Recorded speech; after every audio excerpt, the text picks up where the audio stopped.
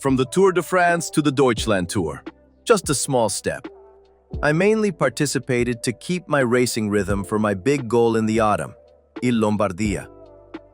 The 5-day stage race began with a 3-kilometer prologue. I finished 24th, 8 seconds behind the winner, Lenny Martinez. The second stage was a flat one for the sprinters. Hoffman was the fastest in his home country. The next sprint went to Scuiteneer. The fourth stage was the one where it had to happen. I put Noval on the front to set a hard tempo. When he was done, I attacked. Some riders followed me. Since I also needed to recover a bit, I didn't push all the way through. Later, I tried again. Harold was the only one who came with me. We sprinted together and, as has become tradition, I lost the sprint. But I did take the overall lead. The last stage had a little climb at the end. Brenner and Healy broke away there. In a 2-man sprint, Brenner was the fastest. My leader's jersey was never in danger. The next race was the World Championship time trial. I only raced the TT since the road race course didn't suit me.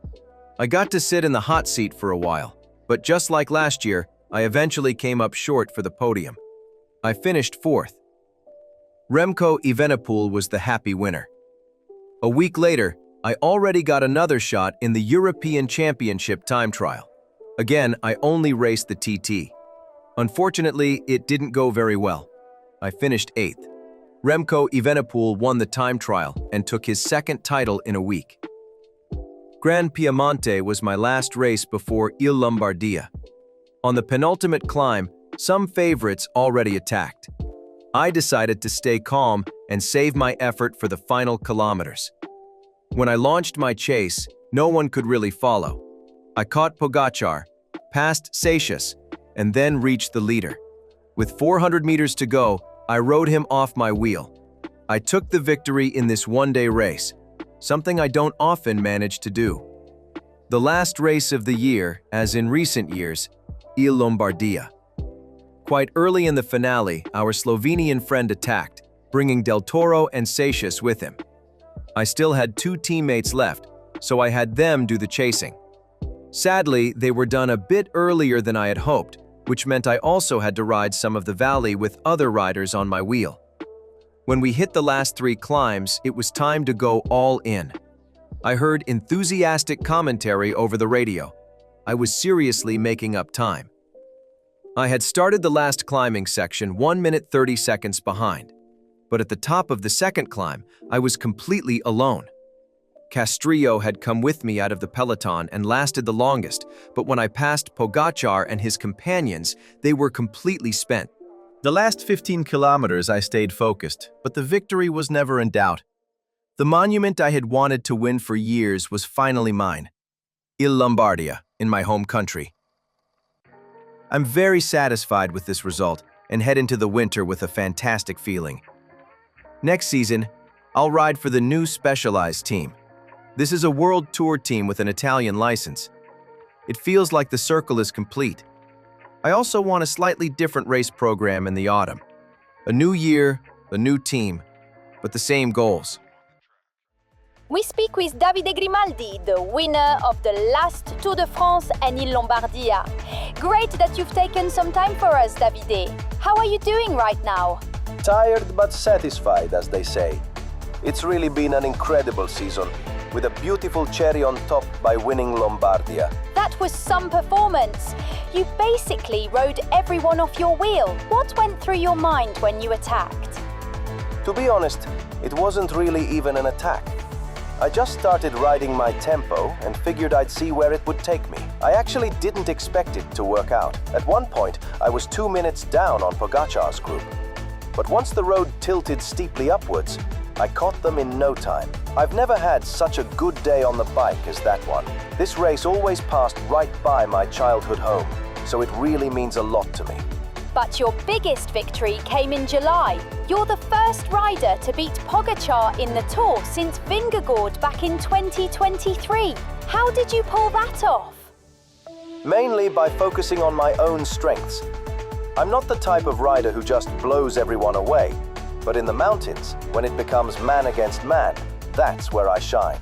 If you had to choose between the Giro and the Tour, which one means more to you? If I look at my personal connection with the race, then it's the Giro. But I want to be the best, and the only way to prove that is by beating the best. And that means the Tour is the most important. I'll definitely return to the Giro, but next year my focus will be on defending my Tour victory. The main target for the spring is Liège-Bastogne-Liège, then the Tour de France. And at the end of the year, I'll race the World Championships in Bilbao. The first race of the year was in my home country, Tirreno Adriatico. The race started with a 12-kilometer time trial.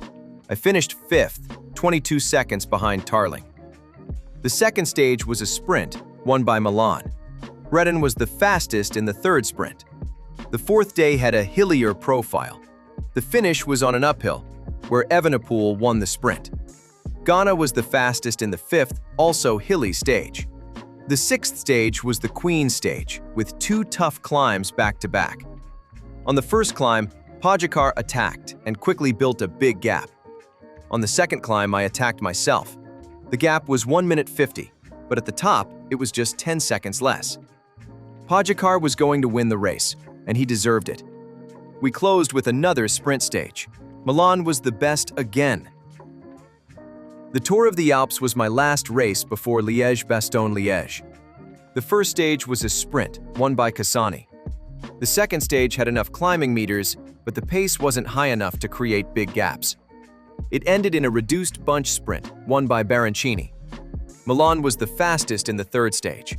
The fourth stage was where it happened. I had my team control the race, and on the final climb I attacked myself. Privitera was the only one able to follow. My fellow countryman clearly struggled but didn't crack, and he stayed with me over the top.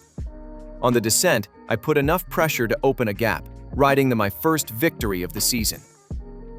In the final stage, my leader's jersey was never in danger. We even had something extra to celebrate, as my teammate Dalby won the reduced bunch sprint. Liège-Bastogne-Liège at last. The spring classic that should suit me best. In previous years, I never came that close, since the climbs are often a bit too short and it usually ends in a sprint. So, my plan was clear. Try to arrive solo. As always, the race was full of attacks. I decided not to follow, letting small gaps open and then closing them myself. This happened several times. Dalby and Satius gave me great support throughout, keeping me well positioned. Just before the top of the redoute, I saw my chance. There was an attack, but then it eased up. I got a gap of 20 seconds, but it was closed. Then I had to wait for the next opportunity. It came on La Roche-au-Faucon. It was almost the same scenario as on the redoute. Strong attacks, then a lull. That was my cue.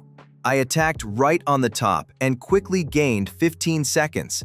Now I had to hold or extend my lead on the flat. Behind me, there wasn't much cooperation, just constant attacking.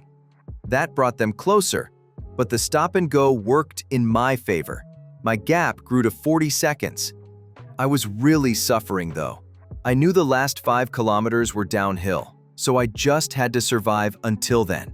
It was all about character and sheer willpower. Behind me, they eventually started working together, but I made it to the descent. When I saw the Flamme Rouge, I knew it. This monument is now off my list as well. I had plenty of time to celebrate. I'll now take a rest period before preparing for the Tour de France. Then came the Dauphiné, the race that serves as preparation for the Tour. Stage 1 was a sprint, won by Van der Werf.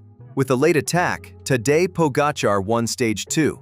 Pogačar showed his dominance again in Stage 3, winning a sprint uphill.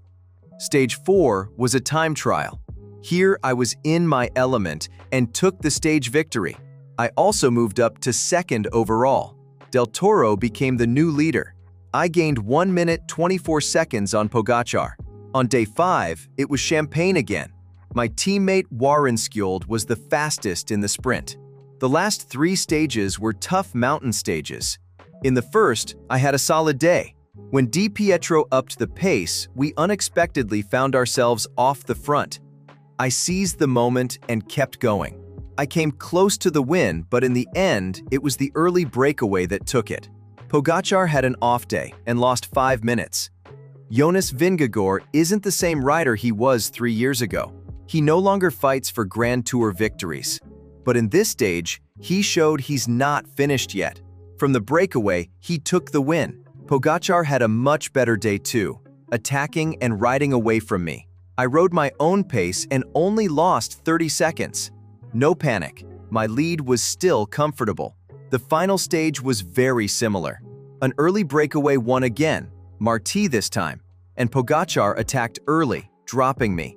I limited my losses, and so I took the overall victory in the Dauphiné. I only raced the Italian Time Trial Championships, skipping the road race since it was flat. The time trial went perfectly. Last year, I lost the jersey to Filippo Ganna, but this year, I took it back. I kept a strong rhythm the whole way, and I'm proud to wear the national champion's jersey again. If you like this kind of videos, please subscribe and leave a comment.